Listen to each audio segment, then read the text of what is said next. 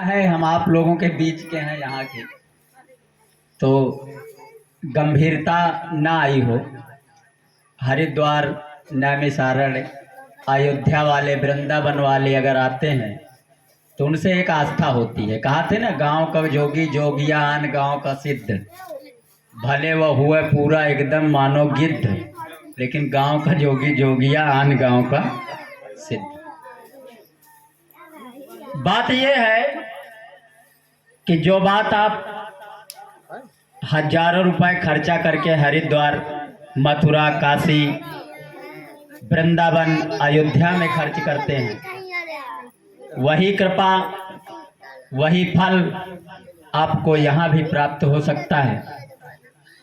और जो कर्मों का प्रतिकूलता, जो परिणाम आपको यहाँ मिल रहा है, अगर आपका मन ठीक नहीं है तो तीर्थ स्थल पर भी पवित्रता नहीं आ सकती। केवल एक बात को समझ ले, कोई कथा सुनने की जरूरत नहीं, किसी भी यज्ञ में आहुति डालने की आपको आवश्यकता नहीं है। क्यों? क्योंकि हमको भगवान ने स्पेशल डिजाइन किया गया है। न्यूजीलैंड वाले जब भारत आते हैं तो वृंदावन आप चले जाओ, केवल वहां पर ब्रिटिश है ना, जिसने हमारे भारत देश को गुलाम किया था, जिसने अपने अधीन रखा था, वहां से महिलाएं जो आती हैं जीन्स पैंट और टी शर्ट उतार करके और यहाँ पर धोती पहन करके, साड़ी ब्लाउज और ये परिधान पहन करके, और फिर वृंदावन में पूजन करती है। यही हमारी सनातन की जीत है, जिसने हमारे यहाँ की सभ्यता, संस्कृति, ना जाने प्रभुता को समाप्त करने का कार्य किया। और हमारा सौभाग्य देखिए कि वही लोग आज हमारी शरण में आ रहे हैं।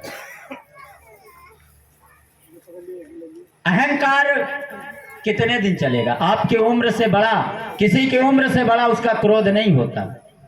उम्र एक निसीमित समय पर है।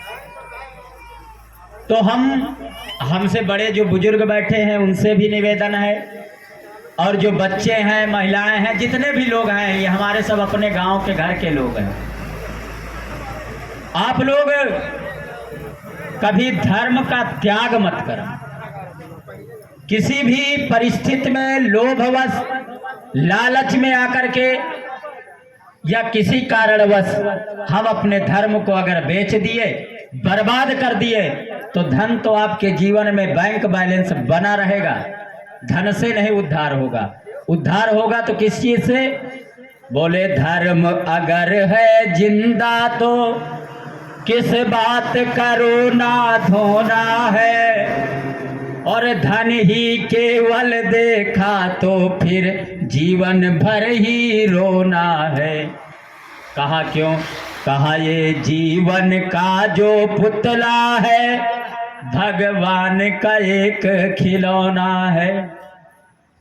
ये जितने भी नौ द्वारे पूरी देही, गीता में कहा गया, नौ द्वार का ये जो शरीर आपको मिला है, आप किस जाति में हो, जाति का विभाजन तो जन्म लेने के बाद हुआ है। आप ये क्यों नहीं मानते कि हम परमात्मा के वंशज हैं? हमें परमपिता परमेश्वर ने स्पेशल डिजाइन किया, स्पेशल बना करके भेजा है। हम लोग देखते हैं आजकल का, अगर करिया मनई से व्यवहार होगा है, मतलब ये रंग भेद की दुनिया, इसको बुरा मत मानना और गंभीरता के साथ सुनना। हमारे यहाँ हमारा रिश्तेदार हमें निमंत्रण तब देगा जब हमारे यहाँ या तो बाइक या मोटरसाइकिल या फोर व्हीलर हो, और हमारा सम्मान तब ही वहां पर होगा। अगर हम साइकिल से गए हैं तो कोई बोलता ही नहीं कि को आई है, सत्य बात की नहीं है। और यही हमारे पतन का कारण है। हमारे रिश्तेदार तो छोड़ो, घर परिवार के लोग अगर फटा पैंट है तो निमंत्रण नहीं ले जाएंगे साथ में, और धीरे धीरे स्थिति बदलती है। एक दिन ऐसा समय आता है कि वो बिल्डिंग और महल और गाड़ियां तो खूब खड़ी किए हैं, बैंक बैलेंस तो खूब खड़ा किए, लेकिन उनसे जयराम करने वाला एक भी सदस्य उनके पास नहीं है। तो ऐसे धन और बंगले का करेंगे क्या, जाए सर गए। हमारा जो जीवन है व्यक्तिगत से वृद्ध अवस्था तक केवल अपने जीवन को सही से जी जाए, तो हमको कभी कोई दान करने की जरूरत नहीं, किसी भी प्रकार का कोई भी कार्य करना, पूजा पाठ करने की जरूरत नहीं है। पूजा पाठ किस लिए कहा गया किया जाता है, बोले हमारे साल भर के जितने भी भूल हैं। ऐसा तो है नहीं, हम भी पापी हैं। इस संसार में जिसने जन्म लिया सब पापी हैं। क्यों? क्योंकि पाप अगर नहीं होता तो इस धरती पे आने का उद्देश्य क्या था भाई। यहाँ तो कर्मों का भोग, भोग का कर्म, फिर कर्म का भोग। मतलब घड़ी 1 से चलती है, 12 पे जाती है, फिर 12 से 1 पे आती, चक्कर काट रहे हैं।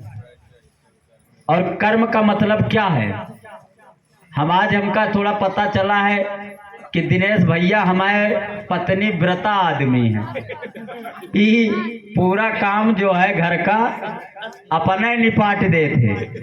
तो हमका थोड़ा बड़ी खुशी मिली है कि ये कलयुग में भी ऐसे लोग हैं जो अपने अपने घर में सेवा भी करते। तो नहीं, गलत मत बोल रहा है, इसको समझना।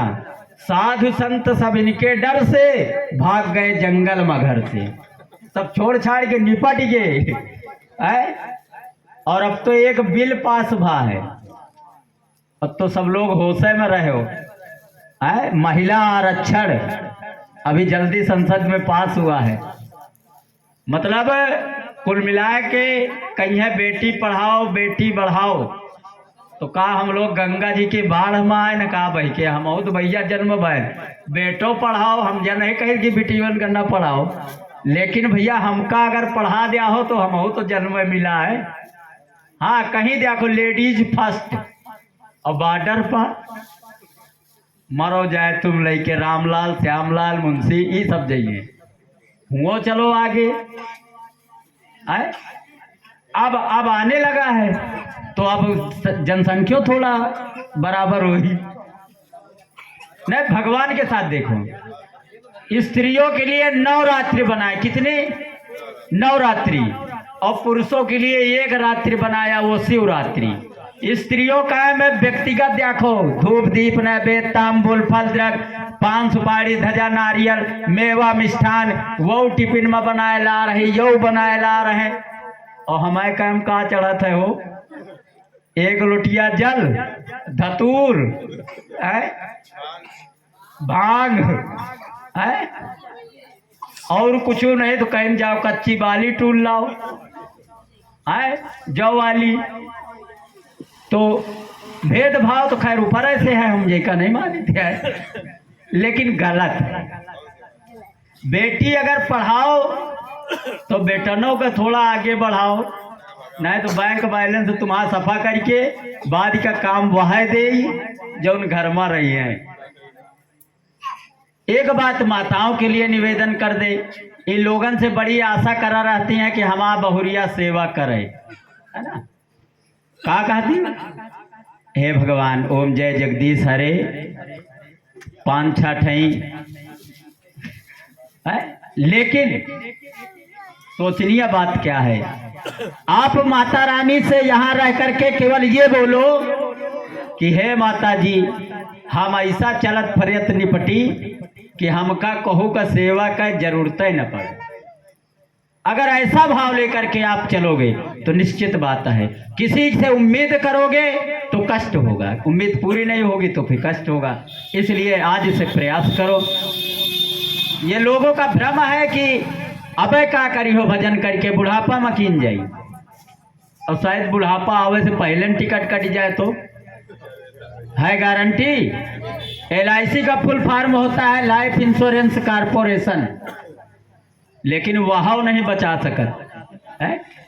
वो लाइफ आपकी डेट ऑफ बर्थ और डेट ऑफ डेड ये केवल 2 का लेखा जोखा रखी। इसलिए बचपन में हो अपने घर के जितने भी विद्यार्थी बालक हैं प्रयास करो कि उनके अंदर हमारे धर्म को जानने की इच्छा हो, सुनने की अभिलाषा हो। कल की एक बात बताएं, एक लोग मुराइक बाग में 100 ग्राम जलेबी खरीदी और खा भे तो दुकानदार के पास गए, कहीं भैया या बताओ, या जलेबी का अगर पैसा न दे तो कहीं की 4 डंडा पड़ी है और या तो हमारे यहाँ रह के भगोना धोई हो दिन भर, तो वे कहें फिर तो 100 ग्राम और दे दियो। समझ में आ गया ना कि जब 4 डंडा से 10 रुपया सस्ते हैं इसलिए ऐसे लोगों का हुआ सारा कल्याण हो जाएगा। विद्यार्थी जीवन का जो नियम है, चाहे जितना बड़ा ब्रिलियंट छात्र हो जाए, अगर कृपा नहीं है माता रानी की, सरस्वती जी की, तो निश्चित बात है कि आपको गरम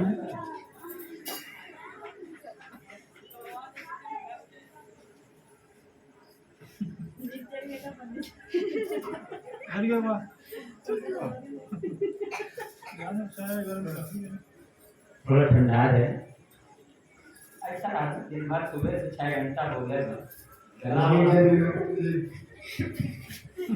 हमारा तो जरी है, तुम्हारा तो पूरा उड़ी का जाना। जगत जननी माँ दुर्गा की आज ये नवरात्रि का 8वां दिन है और एक दिन आखिरी कल प्रोग्राम और रहेगा। हम आज सब लोग लगातार 7-8 दिन से सुशील शास्त्री जी का धार्मिक अभिवादन सुनते हैं और मैं थोड़ा सा ये कहना चाहता हूँ कि ये हमारे बीच में एक ऐसे व्यक्ति हैं जिनको आप ये मान लीजिए कि बहुत ज़्यादा उम्र नहीं है इनकी, लेकिन इन्होंने कहीं न कहीं संघर्ष करके इस धार्मिक ज्ञान का अर्जन किया है। और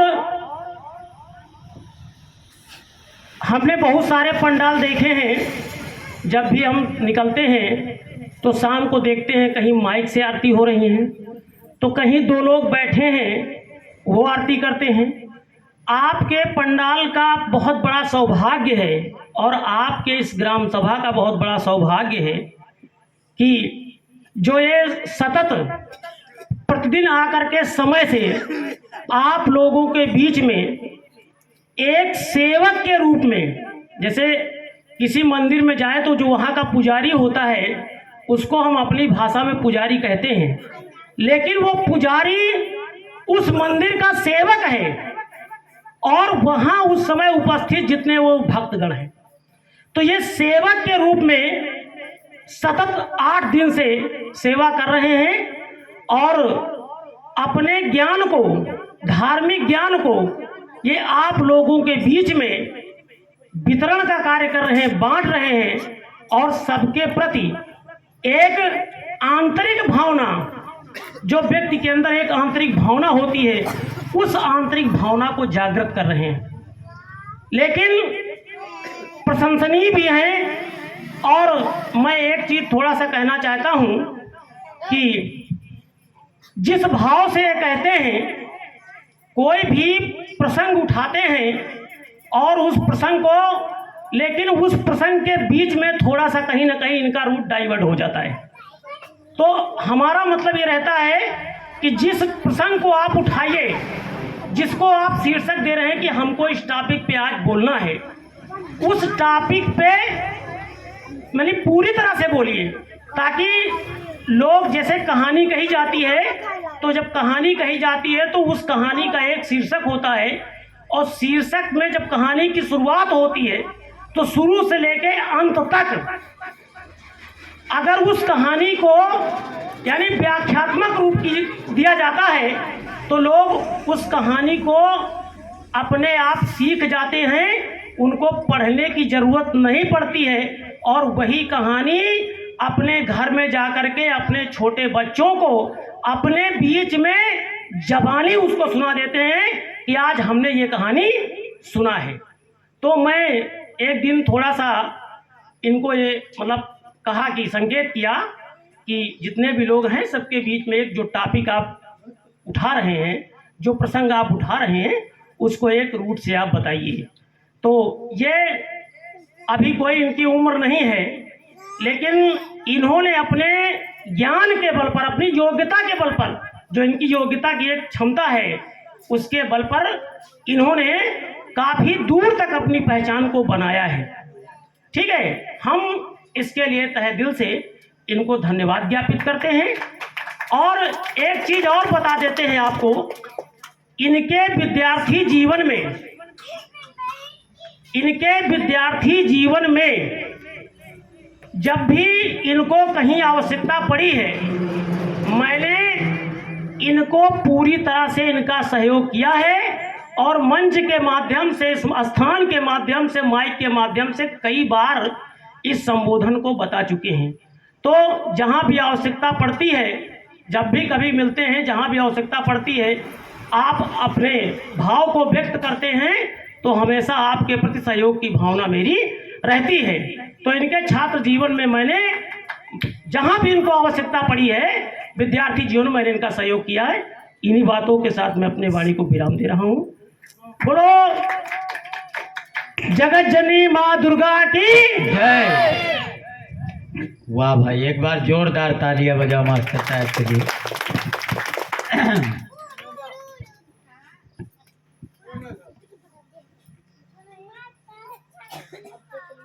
हम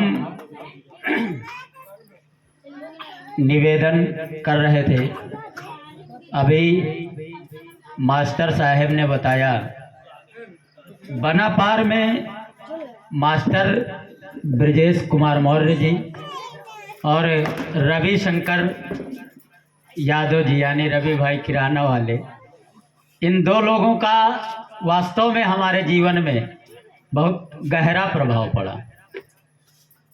और दो ही लोग विपरीत धारा के, एक लोग इंग्लिश में माहिर, एक लोग हिंदी में माहिर हैं। हमारे रवि सेठ जी ने, जो हमारा साहित्य व्यक्तिगत था, जो शायद हमारे पास भी नहीं होता, आज आप 8 घंटा हमको बैठा दो, किसी भी टॉपिक में बोल सकते हैं। तब जब मुझे एक मंत्र पढ़ने में तकलीफ होती थी, उस समय सबसे इम्पोर्टेंट सुझाव, और या तो हम कहेंगे इम्पोर्टेंट योर लैंग्वेज स्टाइल, आपका उस समय का जो मार्गदर्शन था, और मठ का जो हमारे प्रति स्नेह था, उसके बाद विश्वविद्यालय संपूर्णानंद ने जो भी किया, बहरहाल न्यू और शुरुआत दोनों आपसे ही हैं। आइए क्रमानुसार आज का टॉपिक, क्योंकि रावण है वो केवल उत्तरकांड की, आज का मुख्य जो विषय रहेगा वो प्रश्न और उनका उत्तर। पहला प्रश्न जो है वो मुख्य था, और उसमें कहा, काह न करे बला प्रबल, काह न समुद्र समाए, काह न पावक महु जरे, और केहि जग कालू न खाए। प्रश्न है कि ऐसी क्या चीज है जो अग्नि नहीं जला सकती, और क्या ऐसी चीज है जिसको काल भी नहीं खा सकता, और क्या ऐसा वर्क है, ऐसा कौन कार्य है जिसे स्त्री नहीं कर सकती। चारों प्रश्नों में मानो चारों केंद्र स्थापित कर दिए उत्तरकांड के।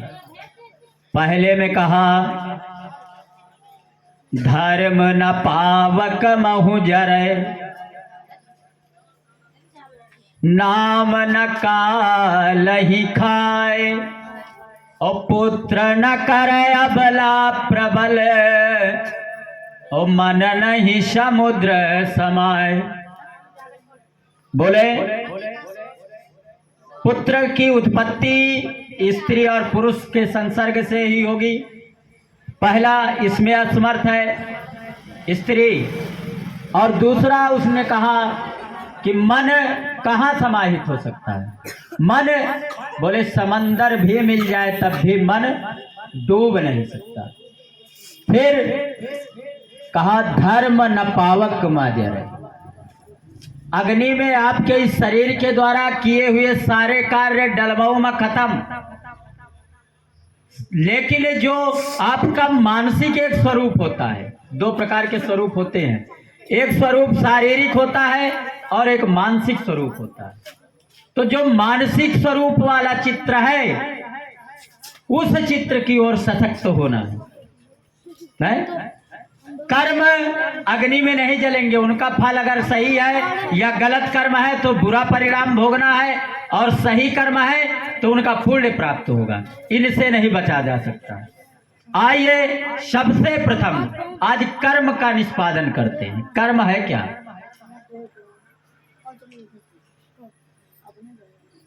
कर्म उसमें नाउन प्रोनाउन उसमें देखा ना, वर्ब एडवर्ब में क्रिया और क्रिया विशेषण। तो कर्म बोले जिसके द्वारा क्रिया का होना या करना पाया जाता है उसे कर्म कहते हैं। भाई कर्म के माध्यम कर्म नहीं होगा तो क्रिया का कोई मतलब नहीं। तो वो कर्म किस लिए बताए गए? बोले हमारे यहाँ 5 कर्म हैं, केवल 5 चीज पकड़ लो, किसी भी ग्रंथ को मत पढ़ो, कोई जरूरत नहीं। बोले सत्यम दमः शौचम च, पहले तो सत्य पकड़ लो। क्या? सत्य। अब सत्य का पकड़े? हर गांव में सत्यनारायण बने घूम ही रहे नाम के। व्हाट इज सत्य? बोले जो परमात्मा के अनुकूल हो वो सत्य है, जो परमात्मा के विपरीत हो प्रतिकूल है वो असत्य है। का ठीक है पहला सत्य। बोले दमः तपः शौचम च, मतलब पवित्रता। नहाने से क्या होगा, है ना?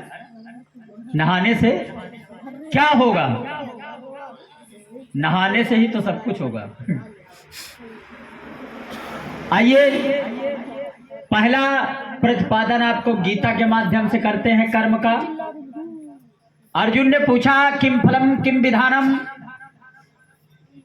कर्मेण किम वर्णम, कर्म का क्या वर्णन है? तब भगवान ने कहा कर्मण्येवाधिकारस्ते मा फलेषु कदाचन। अर्जुन कर्म हर क्षेत्र के अपने अपने अलग हो सकते हैं। किसी का कर्म अपने दायरे तक है, किसी का स्वार्थ कर्म है, किसी का परमार्थ कर्म है, लेकिन सबसे कर्म जो उत्तम है वो कौन सा है? बोले वो सिद्धार्थ कर्म है। व्यक्ति जन्म लेने के बाद 5 वर्ष तक अपने लिए जीता है, 5 वर्ष के बाद 100 वर्ष जितनी लाइफ होती है वो सब दूसरों के लिए जीता है। और जबकि यहाँ जन्म लेने का मुख्य कारण है बोले आत्मन्यो कल्याणम, आत्मा का कल्याण करने के लिए। आत्म का कल्याण, आत्मा ने अपना। डॉक्टर से कोई व्यक्ति मिलता है तो बोलता है स्वास्थ्य कैसा है, और वही बात संत जब संत से मिलेगा तो कहेगा स्वास्थ्य कैसा है। मतलब स्वस्थिता, आप अपने आप में हो कि नहीं, अपने आप की स्थिति में हो कि नहीं। कहने का भाव स्व माने अपना, स्थिता माने अपने आप में आप कैसे हो, तो किस प्रकार से हो। भाई शरीर से जैसे हमको आप पहचान रहे हो, ये शरीर सुशील शास्त्री का है और हम मर गए, उसके बाद हमको टाली में पीछे बांधा जाए, फिर कफन का टुकड़ा हटाओ, काने में बोलो सुशील उठो।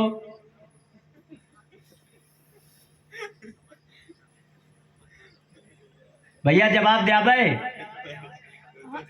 तो गलती कोई क्या है?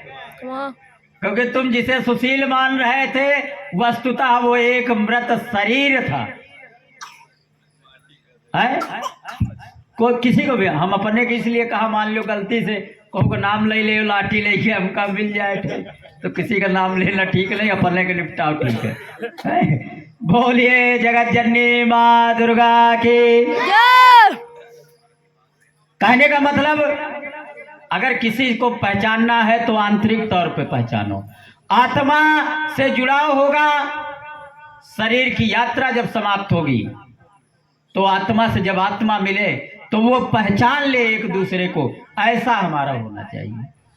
हमारे यहाँ ग्रंथों में कहा गया कि ऐसा होगा कब? बोले पहले सत्य के जो विचार सुनो, सत्य लोगों का सत्संग सुनो। सत्संग का मतलब ये थोड़ी है कि ढोल बजाया, गाना गाया, डांस हुआ, वाहे गुरु दी फतेह हम चलते हैं। सत्संग का मतलब है सत्य के संग कुछ पल अपने जीवन के अहेतुक रूप से समर्पित करो। सत्संगद मुदमंगल मूला, बोले आनंद का विषय है सत्संग। अब तो ये मोबाइल की दुनिया में खत्म है, होगा सिस्टम है। नहीं तो हिया से हुआ तक का खटिया पड़ी रहती रहे, बीच में बाबा बैठती रहे, एक तरफ का मुंह करके वे विभाग में किस्सा सुनाओ, एक तरफ का मुंह करके ये विभाग में। और वही किस्सा आज के ही बॉलीवुड हॉलीवुड ये वाले नहीं रहे हैं। वो किस्सा में कहीं ना कहीं उद्देश्य से छिपा रहता था, किसी न किसी ज्ञान की बात अंत में होती थी। बोले इस कहानी का मतलब कहा जैसा को तैसा, बोले इस कहानी का मतलब कहा लोभ पाप का कारण है। अब तो कहानियों विचित्र है, सब स्थिति विचित्र है, कहने नहीं। लेकिन जहां तक अगर कोई मान सके तो यह क्लियर है कि भगवान ने इस शरीर को जन्म दिया है। जन्म देकर जिस प्रकार से पुनरपि मरणम पुनरपि जननीम पुनरपि जननी जठरे शयनम, बार बार जन्म लो बार बार मर जाओ, इससे मुक्ति के लिए ही भगवान ने इस मनुष्य शरीर को, सबसे पहले तो ये जान जाओ कि मनुष्य शरीर है क्या। उसके बाद इसके अंदर ये जो चिप लगी है, सिम लगी है, ये किस कंपनी की है? सरकारी है कि प्राइवेट है? गारंटेड है कि नहीं है? क्योंकि दुनिया में आप 2 पहिया गाड़ी लिए जात हो, 4 व्हीलर गाड़ी लिए जात हो तो स्टेपनी मिलत थी, लेकिन क्षमा चाहते इस शरीर के साथ एक भी स्टेपनी भगवान ने नहीं दिया। आंख गड़बड़ तो गए हाँ, सर्जरी करके भले वैसे थोड़ा देखे में ठीक ठाक बना दे, बाकी कोई भी पार्ट गड़बड़ हुआ। अब किसी से पूछो, केवल 2 चीजें, एक चीज डबल दिया, वो है किडनी।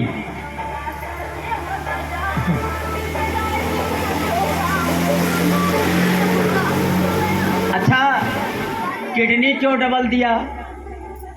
तो अगर पोले उनसे पूछे लागे तो कहीं है भगवान का पता रहा कलयुग में मनाई दारू पी और एक ठई वैसे खराब हो जाई, ये लिए एक ठई रही तो वैसे काम चलते रही है।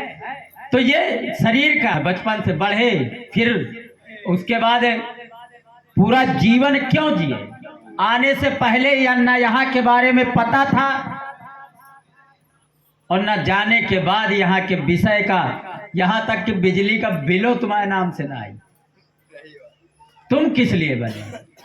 एक बार स्वयं के प्रति सोचो। आज हम अपना इतना ज्यादा व्यस्त है आज की दुनिया में, हमको केवल इकोनॉमी बढ़ानी, अर्थव्यवस्था हमारा जो बैंक बैलेंस है बस वो ठीक रहे, और क्या करना है।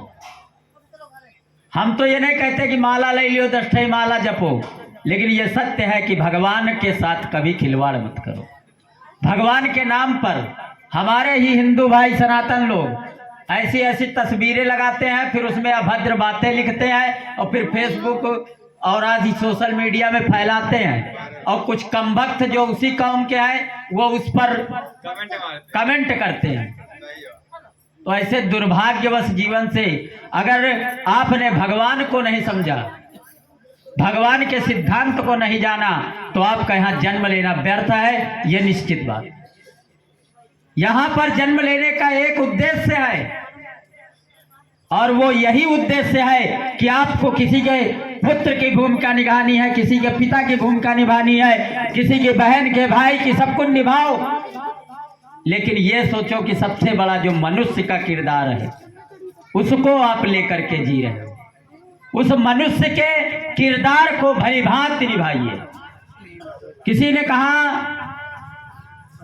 जीवन का किरदार कुछ इस कदर निभाओ, पर्दा गिर जाए लेकिन तालियां बजती रहे। जब मृत्यु का समय आए, मरे के समय तो सब ठीक हो जा रहे यार, इतना दारू पियत रहा लेकिन कबो बच्ची हो गरियाई सी नहीं, एक ठई अच्छाई ढूंढ लिए थे, मरे की बात है। जिंदा में हर आदमी, हर व्यक्ति के लिए बुरा है। तो बस केवल एक ही बात है, आप अपने सनातन धर्म को मजबूत करें। मजबूत करने का मतलब ये नहीं है कि सनातन कोई बैंक है उसके नाम पैसा जमा करो, कुछ नहीं। अपने घर में दृढ़ हो करके इस शरीर को समाप्त होने से पहले, आने से पहले मौत के खुद को सजा ले तू, क्योंकि टूटा जो पत्ता डाल से फिर वो लगा नहीं। आवो सजा ले आज को, कल का पता नहीं। और कल को तो छोड़िए जनाब, पल का पता नहीं, एक पल का भी। इसलिए जिसको ये पता चल जाए किसी के माध्यम से, भगवान इसी माध्यम से मान लो चाहता हो, तो सब लोग अपने अपराधों में अंकुश लगाएं। ये गृहस्थ का जिससे है किसी से द्वेष, ईर्ष्या, छल कपट क्षणिक होगी, जीवन से बड़ी ईर्ष्या नहीं होती। और सद्भाव के साथ जीवन जिए। और हमारा तो ये कहना है कि सभी लोग मोक्ष को प्राप्त करें, है? सभी लोग मोक्ष को प्राप्त करें। मोक्ष का मतलब होता है जहां जाने के बाद जन्म और मृत्यु दोनों, यानी जीवात्मा सीधा परमात्मा से लीन हो जाती है, उसी अवस्था को मोक्ष कहते हैं। समाधि अवस्था क्या है? बोले शरीर के जितने भी हमारे धार चक्र हैं वो सब इकट्ठा करके यहाँ पर ले आते हैं सहस्त्रार में, तो पूरा नीचे का शरीर समाधिस्थ होकर के वही मोक्ष स्थिति है। यानी संसार से स्वयं को कार्य करते हुए, दिया का काम है जलना, हवा का काम है चलना, वो अपना काम करता है, ये अपना काम करता है। संसार में रह करके भी संसार से विरक्त होकर जीना चाहिए।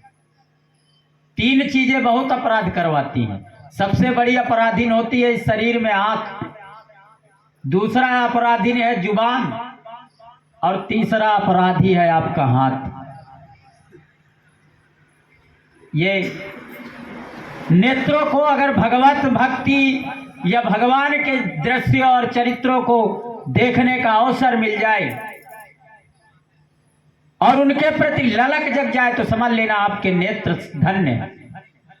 हाथों को अगर जैसे यहां पर आए हो, कुछ नहीं बस झाड़ू मार दो, कोई जरूरी नहीं कि बड़कों को 500 की रसीद काट के दो। भाई आप क्या समझते हो इनको? आस्था है तो ये माता जी हैं, और नहीं आस्था तो एक प्रतिबिंब है केवल। और हमारा सनातन धर्म किस चीज में? बोले श्रद्धा विश्वास रूपिणौ याभ्याम ज्ञान पश्यन्ति। किसी मजार मस्जिद और पीर किसी के पास जाने की जरूरत नहीं, अपने किसी एक देवता पे तो लगाओ, तो आस्था तो रखो।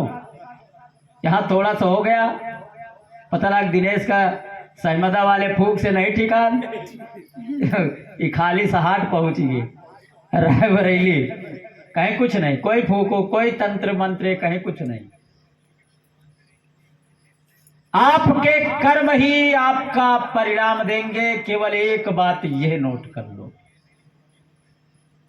प्रकाश में, अंधकार में, कहीं पर भी कैसा भी गुनाह आपके मन, वचन, कर्म, शरीर के द्वारा अगर हो रहा है, वही तुम्हारे गवाही बनेंगे, कोई तीसरा आपका गवाह नहीं बनेगा। ये नोट करके रखिए। इसलिए कर्मेण नरः वर्णा भव, कर्म ही व्यक्ति को स्थान दिलाता है।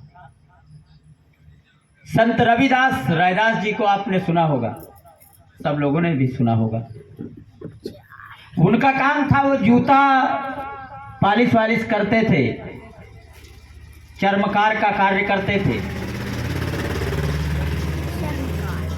एक स्थान पे बैठ गए और बैठने के बाद वहां पर लोग आते जाते थे।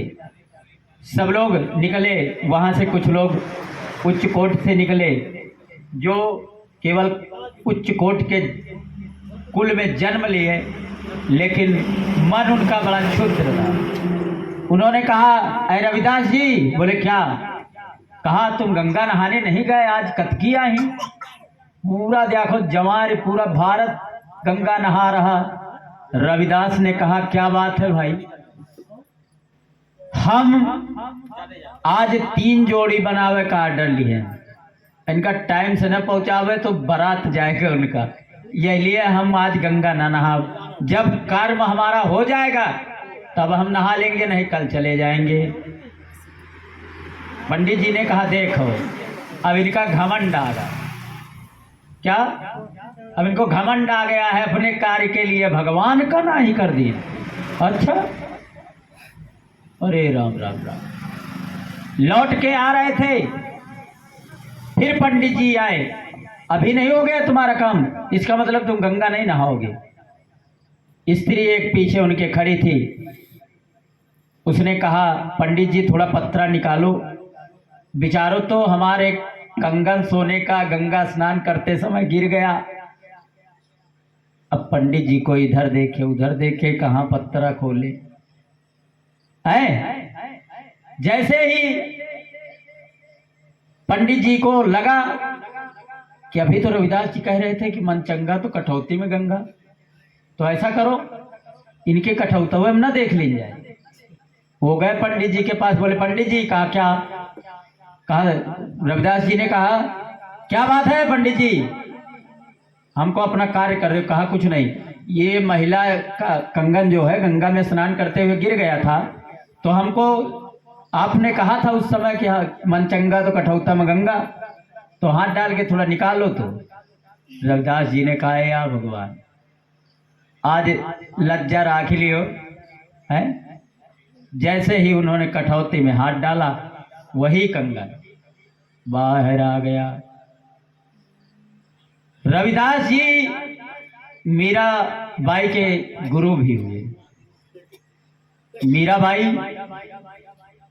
है, तो कहने का भाव यही है, मुख्य भाव सबसे बड़ी चीज था, हम कर्म का रूपांतरण कर रहे हैं। आप किस कुल में पैदा हुए कोई मान्यता नहीं, किस धर्म से है कोई मान्यता नहीं। मान्यता यह है कि वर्तमान में आप कैसे हो, आज की स्थिति क्या है। पास्ट सबका बिगड़ा हुआ है। और एक बात मैं बार बार कह चुका हूं, इस धरती पे जो इतने भी लोग जन्म लिए हैं, यहां तक अगर वो सिद्ध शंकराचार्य भी हैं, तब भी वो अपने कुछ ना कुछ भोग करने आए हैं कर्मों का। कुछ कर्म रह गए हैं तभी इस धरती पे आए हैं, नहीं तो जन्म मृत्यु से मुक्ति मिल जाती। भाई पुण्यवान शरीर के लिए ये मृत्यु लोग नहीं आए। बोले मृत्यु किसके लिए? बोले कर्म का भोग भोगते हैं जो यही धरा पर आते हैं। जो अपने कर्म करते हैं, फिर उनको भोगते हैं, फिर कर्म करते हैं, फिर भोगते हैं, बार बार जन्म लेते हैं, बार बार मर जाते हैं। इसी से मुक्त होने के लिए हमारे यहाँ 4 पीठें बनाई गई, जिनको सनातन धर्म पीठ के नाम से हम लोग जानते हैं। मठ 4 दिशाओं में बने, जो आदि गुरु शंकराचार्य जी के द्वारा स्थापित किए गए थे। हमने आज तक देखा बहुत पढ़े पढ़े लोगों के, पढ़े लिखे मतलब ब्रिलियंट, तीन प्रकार के पढ़े लोग होते हैं। जो ज्यादा पढ़े होते हैं, मतलब केवल अपने आप में कोई अलग टाइप के मन ही होते। एक व्यक्ति होता है जो गंभीर पूर्वक रहता है, क्योंकि हमारे यहाँ शास्त्र का निर्देश है ज्ञाने मौनम। अगर ज्ञान है तो मौन रहिए, और आपके पास बल है तो क्षमा कीजिए। क्षमा सक्तौ।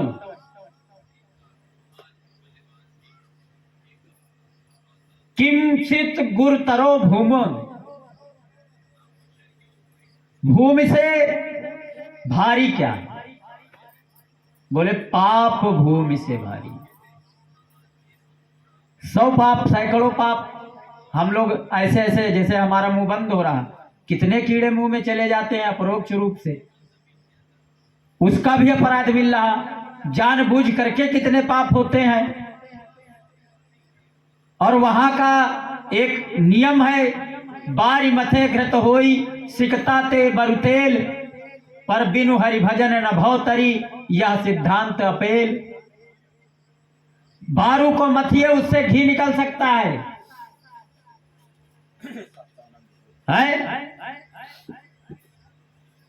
लेकिन भगवान के बिना भजन, अपने आप को भगवान को बिना समर्पित किए, इस मनुष्य जीवन का कभी भी कल्याण ना हुआ है और ना होगा, भूतो ना भविष्य तो।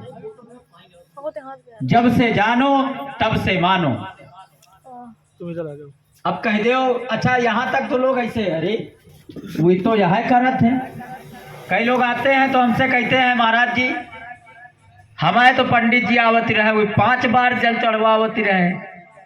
हम कहा हम तो पूरा बाल्टी दवाई थी, लेकिन सीजन के अनुसार जब जाठ और बैसाख ला गए तो 5 बल्टी भगवान के पहले पंडित जी के ऊपर अपने द्वारे बैठाए के ठंडा जल। परंपरा अपने ढंग की है।